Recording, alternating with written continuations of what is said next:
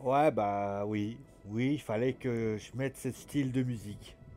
Salut tout le monde, j'espère que vous allez bien.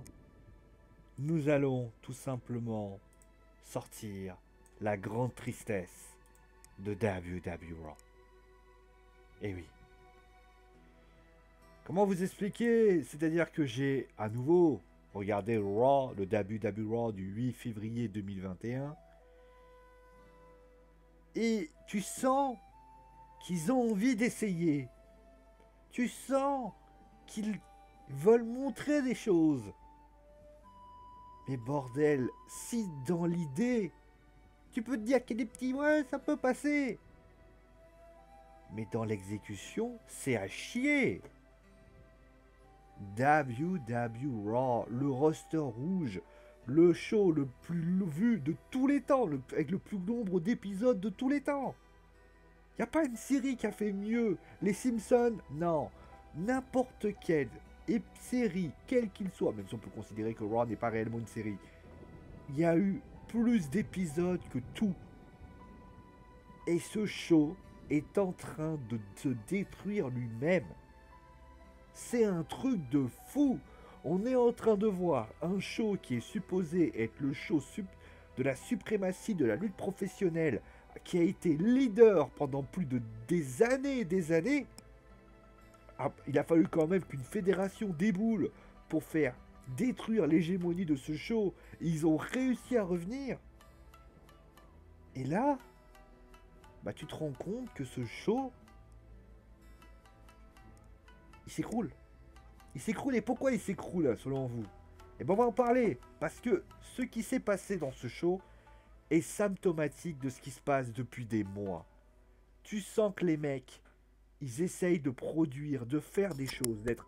Mais je peux pas croire que les mecs qui font SmackDown, les mecs qui font... Bon, NXT c'est particulier. Les mecs qui font SmackDown, ils peuvent pas faire un truc aussi nul à Raw. Je peux pas l'imaginer. C'est du n'importe quoi ce qui se passe en ce moment.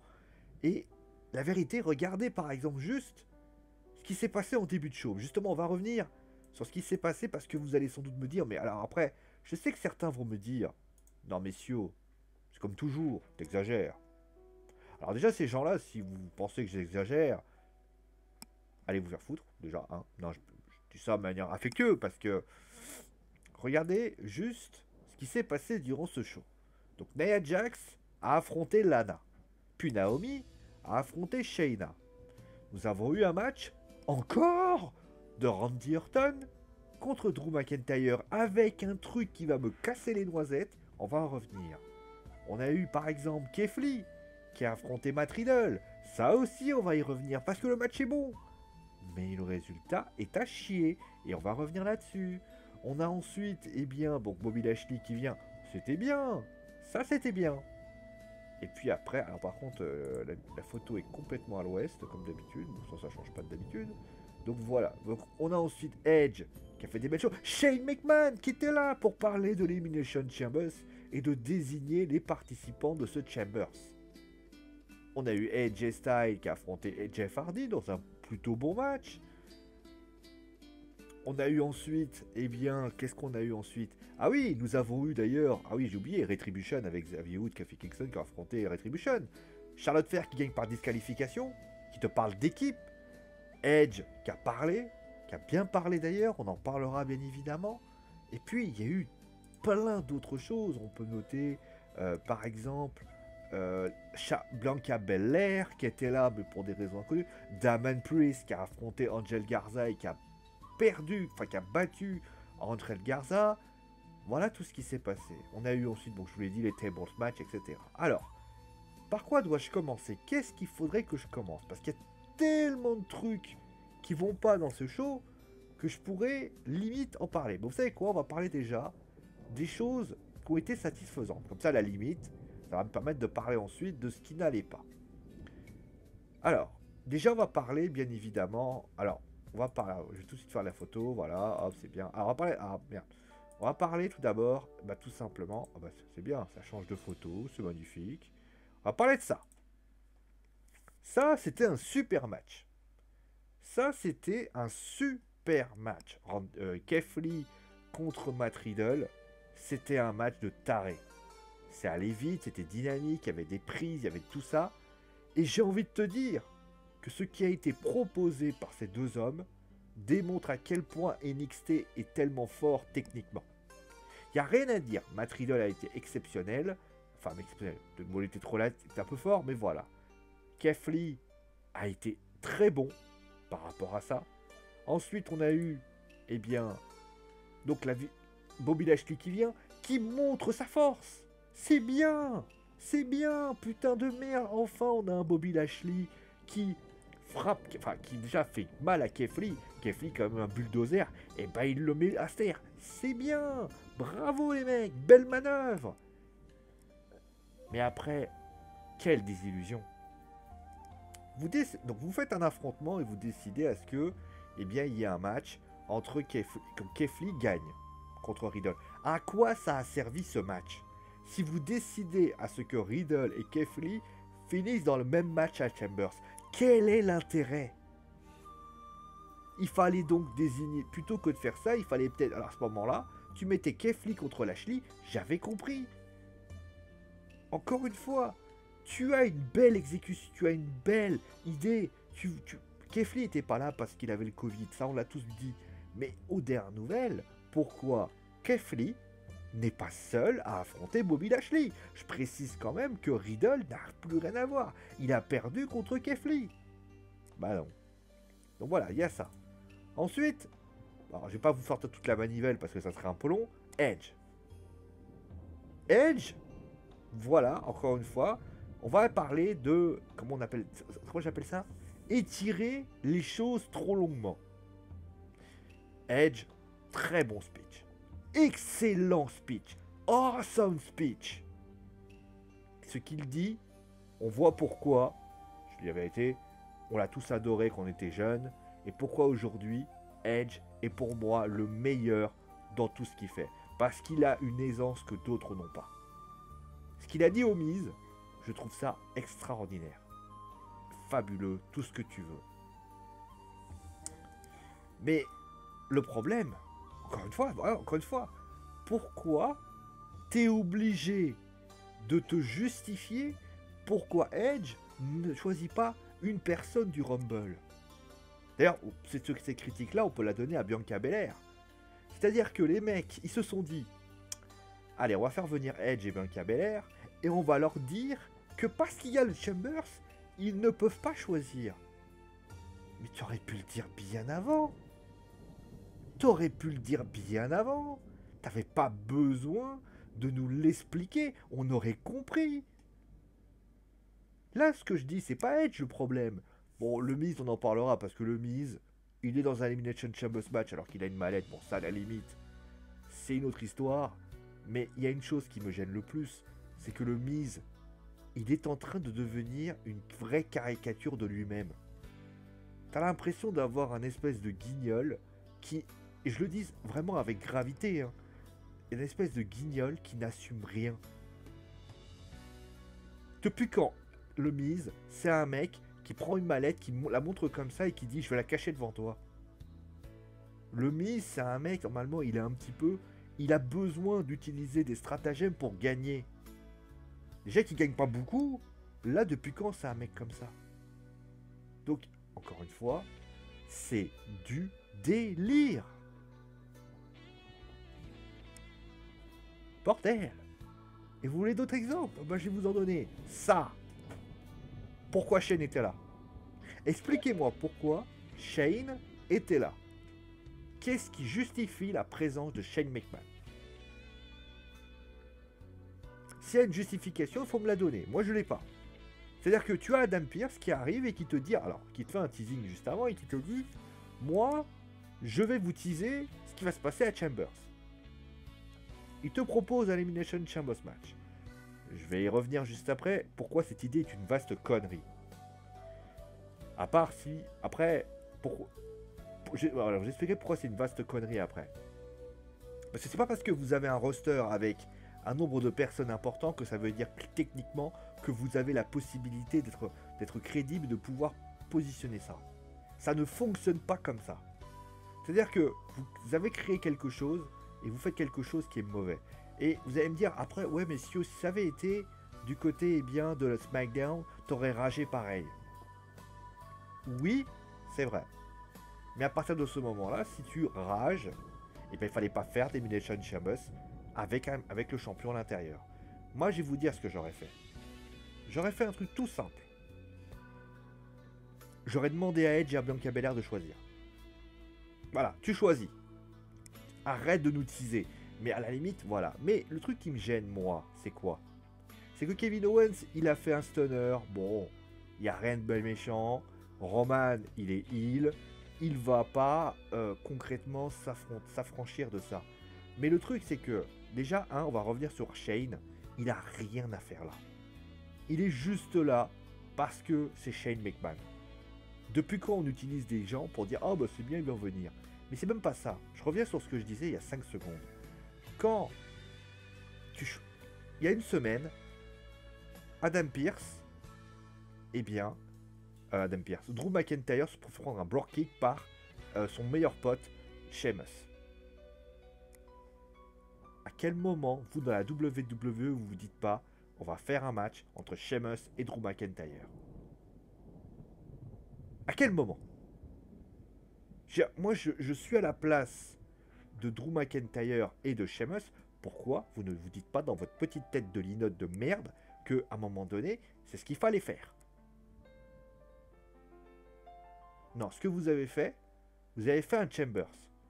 Où il a fallu limite que les 3/4 des superstars qui étaient présents, c'est-à-dire Randy Orton, c'est-à-dire Drew McIntyre, même lui-même, c'est-à-dire Sheamus, ils ont dû essayer de trouver des raisons pour justifier un Chambers.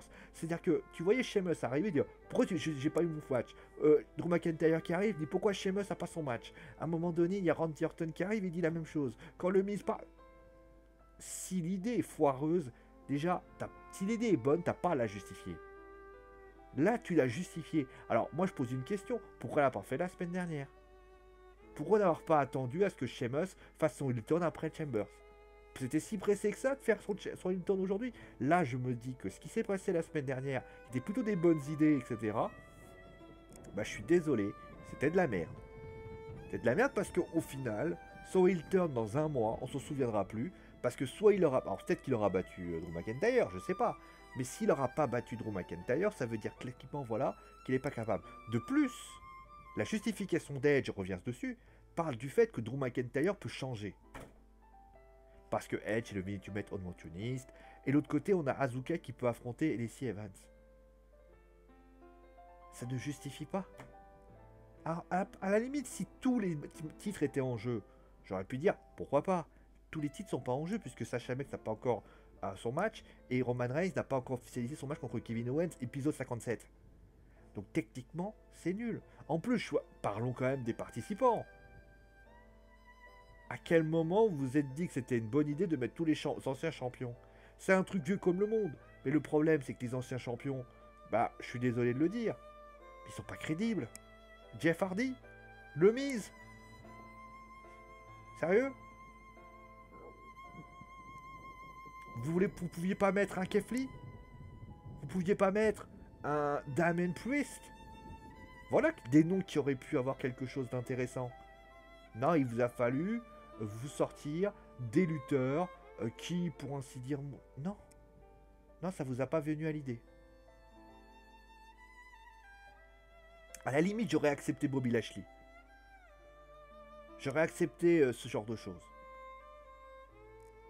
Kofi Kingston... Ah ouais, d'ailleurs, en parlant de ça, on dit des anciens champions. Alors, ils ont justifié ça par d'anciens champions.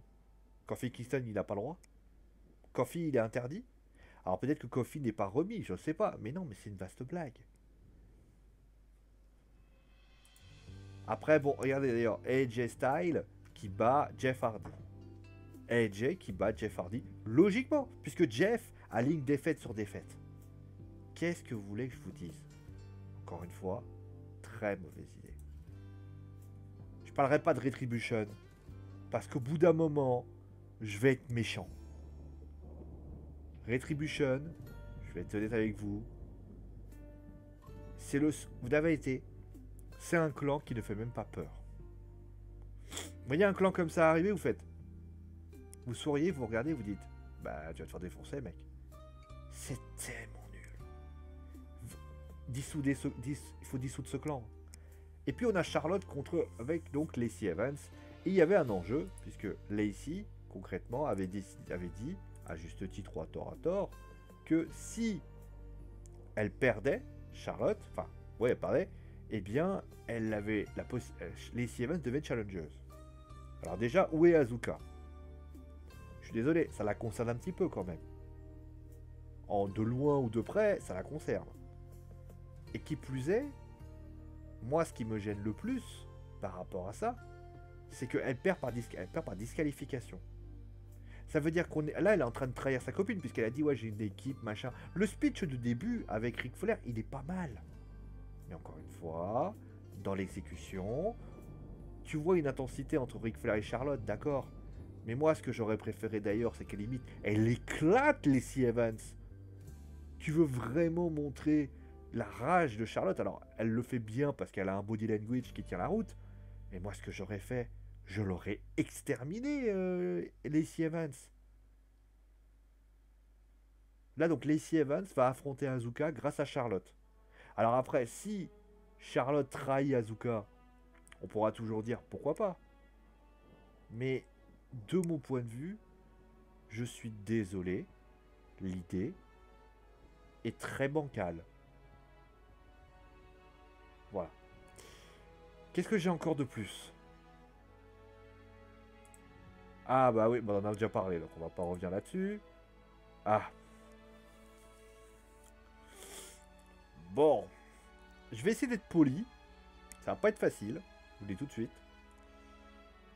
Nia Jax, qui a affronté Lana. Alors, j'ai bien compris le message qui était derrière. Lana, qui avait traversé 25 tables, a fini par gagner contre Nia Jax, qui l'avait fracassé sur 25 tables. Je comprends. Je comprends, et je me dis même, dans les faits, c'est plutôt une bonne chose, parce qu'il faut donner de la crédibilité à Lana, qui n'en arrive pas à avoir de la crédibilité elle-même. Pas de problème. Pas de problème. L'idée peut paraître saugrenue, mais pourquoi pas? Sauf que... voilà, bizarrement, il y a un sauf que qui arrive. Lana n'arrive pas à se gérer elle-même. Lana, elle gagne par chance. Alors, ça peut être une idée. Mais en fait, il n'y a que les heals qui font ça. Lana, on a l'impression qu'elle esquive un truc, on a l'impression que c'est le monde de sa vie. Mais non. Lana ne sait pas lutter. C'est pas de sa faute, c'est comme ça. Elle n'a pas le potentiel, elle n'a pas les qualités, elle n'a pas les... Et je dis pas ça parce que je ne l'aime pas. Dis ça parce que c'est un fait. Et quand elle pousse Nia Jax sur une table, il n'y a rien d'impressionnant. C'est pas une prise de catch. Et ça m'inquiète beaucoup. Tu veux mettre en avant Lana, mais là en avant, mais le problème c'est que ça sera pas bon. Naomi qui perd contre Shayna, ça veut dire quoi? Que Lana est la numéro 1? Et qui plus est, tu dis, oui, on va mettre en avant Lana pour la crédibilité, etc., etc. Alors que très bien. Elle a éliminé Nia Jax au Rumble. Tu veux quoi faire d'autre? Bon. Enfin bref, moi je commence à avoir ras-le-bol de tout ça. Et on va parler bien sûr de ça. Alors. Comment je vais vous expliquer ça sans m'énerver? Vous savez à quel point j'ai de l'affection pour Randy Orton. J'arrête pas d'en parler. Randy Orton, c'est vraiment celui qui fait vraiment des belles choses à Raw. Drew McIntyre, il m'énerve parce qu'il a une gimmick de psychotique écossais. Il ne s'en sert quasiment plus. Sheamus qui met un block kick à Randy Orton. Pourquoi? Je ne sais pas. Normalement, t'attaques celui qui est un peu la cible, c'est-à-dire Drew McIntyre. Mais lui, il attaque Randy Orton. Pourquoi? Pour quelle raison? Qu'est-ce qui justifie? Rien. Mais c'est même pas... Tu mets... En plus, tu fais Randy Orton contre Drew McIntyre. C'est déjà le 7e affrontement. Alors ça, ils ont essayé de faire un espèce de teasing avant. Mais gars, Drew McIntyre, il pouvait pas affronter Jeff Hardy? pouvez pas affronter Sheamus? Le match, il aura pas lieu de toute façon. Fais ce match. Pas de titre. Ah mais tu mets un titre entre les deux si tu veux. On fait ça pour la forme. Mais je suis désolé, non. Pardonnez-moi, encore une fois, cette idée de mettre... C'est trop, il y a trop de Randy Orton contre Drew McIntyre. Mais c'est même pas ça qui me gêne. C'est même pas ça qui me gêne. Ce qui me gêne avec cette rivalité, c'est que... Enfin, vous êtes fan de catch. Et je n'ai aucun doute à l'idée, même si parfois vous avez des arguments qui peuvent paraître tirés par les cheveux. Votre amour pour ce sport, ou ce divertissement, n'a jamais été remis en question de ma part. Quand vous aimez un lutteur, quand vous aimez une storyline, quand vous aimez telle ou telle personne, des fois vous y comprenez pas, des fois vous le détestez, puis vous vivez votre truc, à votre façon. Mais la réalité, c'est qu'une storyline ne peut pas être arrêtée à la convenance de qui que ce soit. Je m'explique. On est bien d'accord que depuis quelques semaines, même d'ailleurs la semaine dernière, nous avons eu Alexa Bliss qui tourne autour de Randy Orton quasiment tout le temps. Alors peut-être qu'elle a le Covid, j'en sais rien, j'en ai rien à foutre. À un moment donné, comment tu justifies l'absence d'Alexa Bliss? Alexa Bliss, Randy Orton, ça se tourne autour depuis des semaines. Et parce que Randy Orton a dit qu'il voulait devenir le Legend Killer, parce que Randy Orton participe au Elimination Chamber, les choses doivent changer? Non, rien doit changer. Il faut que les choses soient identiques. Tu peux pas arrêter une storyline parce qu'à un moment donné, tu as un mec qui, pour ainsi dire, a des affaires ailleurs. C'est comme si moi, demain, je me disais, voilà, bah écoute, demain, j'ai une proposition, je sais pas, on va prendre un exemple, pour commenter, je sais pas, la AEW. Et à un moment donné, bon, ça va être très fort, je vous le dis tout de suite. Et le truc, c'est que j'en oublie que je dois débriefer la WWE. Non, les deux sont ensemble. Quand je fais une histoire, quelle qu'il soit, je veux dire, c'est comme si tu peux avoir des continuités, mais vous prenez par exemple toutes les histoires, quelles que ce soit, aux dernières nouvelles, quand aux dernières nouvelles Dragon Ball Z, quand il y a Freezer, Freezer c'est le mec tout en haut, mais tout ce qui découle évaut d'affrontement de Freezer. Mais aux dernières nouvelles, Freezer finalement il perd des hommes et au final ça monte comme ça. Du jour au lendemain, on ne va pas disparaître Freezer et on met, je sais pas, Cell. Non, il faut que les choses soient logiques. De la même façon, regardez par exemple pour l'histoire des cyborgs et de Cell. Cell a besoin des cyborgs pour évoluer. Vous voyez où je veux en venir ou pas? Vous avez compris? Ça veut dire quoi? Ça veut dire que c'est pas parce que les cyborgs ne sont plus, c'est 16, c'est 17, c'est 18, ne sont plus, que ça veut dire qu'on va oublier celui-là. Soyons sérieux. Et là, c'est typiquement ça. C'est comme si demain, par exemple, c'est pas une série télé où chaque épisode est différent. On n'est pas dans Columbo. On n'est pas dans Charmed ou dans, je sais pas, Doctor House.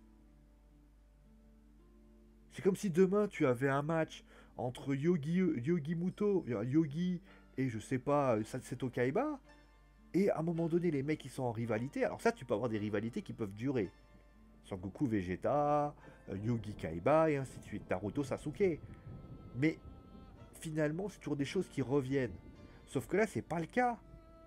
C'est pas le cas puisqu'il est dedans encore. Si Alexa Bliss l'avait laissé tomber pendant des mois, on aurait dit ok, j'aurais dit pourquoi pas, j'aurais dit j'accepte.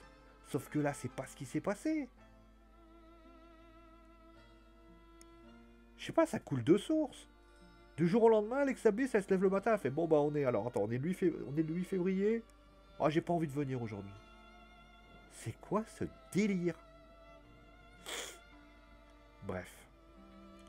Bah, vous avez compris, hein, je veux dire, le bilan du show, il est déprimant. Il est déprimant, ce show. Je veux dire, je ne dis pas que j'aime la lutte professionnelle parce que la lutte professionnelle procure tout, me procurera toujours des émotions. Ce qui s'est passé au Royal Rumble, ça m'a fait plaisir. C'était un peu moins bon, mais voilà. Et SmackDown est capable de m'offrir cette émotion. Et NXT est capable d'offrir cette émotion. La All Elite Wrestling est capable d'offrir cette émotion. Et quelques semaines, j'arrivais à me dire, ouais, parce que peut-être qu'il y avait les shows de 3 heures. Là, c'est-à-dire que, à part quelques bribes, il n'y a rien à en tirer de ce show. Alors tu vas me dire, oui, mais c'est peut-être un show de transition. Alors peut-être. Mais le problème, c'est que tu... En fait, pourquoi je dis que c'est pas bon? Parce que le problème, c'est qu'il faut tout construire. Tu peux faire un show de transition quand tout est mis en place et qu'après, à la main, tu lances le truc, c'est parti. Peut-être que si... Mais le truc, c'est que c'est tellement bas, c'est tellement pas bon, qu'au final, on peut pas se justifier de ça. Moi, quand je vois ça, je trouve ça déprimant. Je trouve ça triste. Je trouve que... Il n'y a rien, c'est ni fait ni à faire, quoi.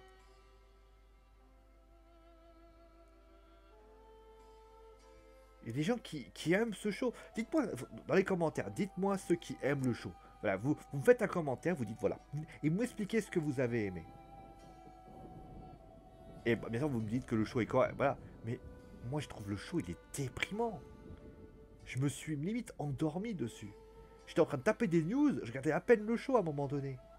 Le main event, je m'en tapais royalement.